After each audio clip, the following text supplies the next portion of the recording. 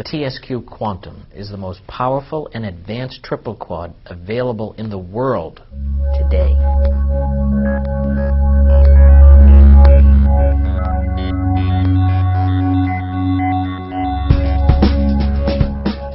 There's one feature that really stands out, and that would be HSRM, highly selective reaction monitoring.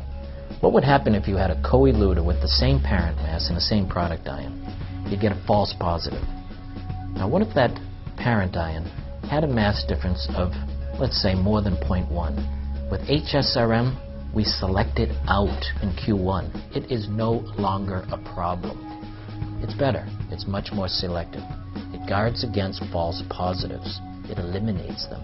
What chromatography cannot do, HSRM can. TSQ Quantum features the revolutionary IonMax source. The IonMax source we spray off-axis. This improves robustness. We never block the source.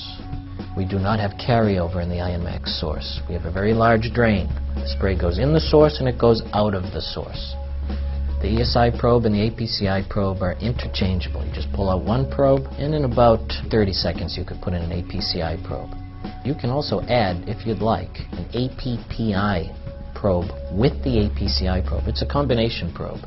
So you can have the UV light shining at the same time that you have the APCI corona discharge. This can be particularly important with difficult to ionize compounds like PAHs or even steroids. To increase ion transmission and focusing of the ion beam into the mass analyzer, we've increased the volume of our ion transfer tube. If one wants to replace the ion transfer tube, you can relatively easily with the tool supplied with the instrument. All this can be done without breaking vacuum. You are up and running in about 1 minute.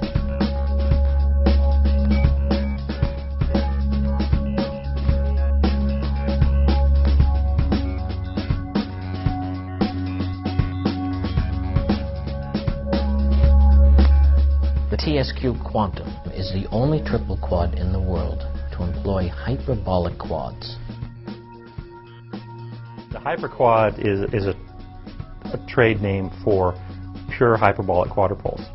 The equations of motion for ions in a quadrupole field assume that you have a quadrupole rod structure.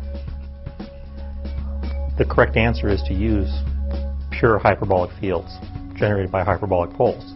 The reason most people don't do that is that it's very technically difficult to create hyperbolic poles.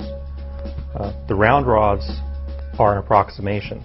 The fourfold symmetry is correct, and the ratio of the diameter of the rod to the spacing between the rod is chosen to try to minimize selected field faults. There is a debate amongst the scientific community, and probably each vendor has their own opinion about what the right combination is. But you cannot drive all of the non-hyperbolic field contributions to zero if you're using round rods. If you're using hyperbolic rods, you can have a quadrupole field component and have all other field contributions zero. That's the right answer. That's what all the math is expecting. And the resolution and performance we get is because we are building a device that is consistent with the theory. We have a bent collision cell for two reasons. The most obvious is it allows us to take a long mass analyzer and put it on a bench by folding it in the middle.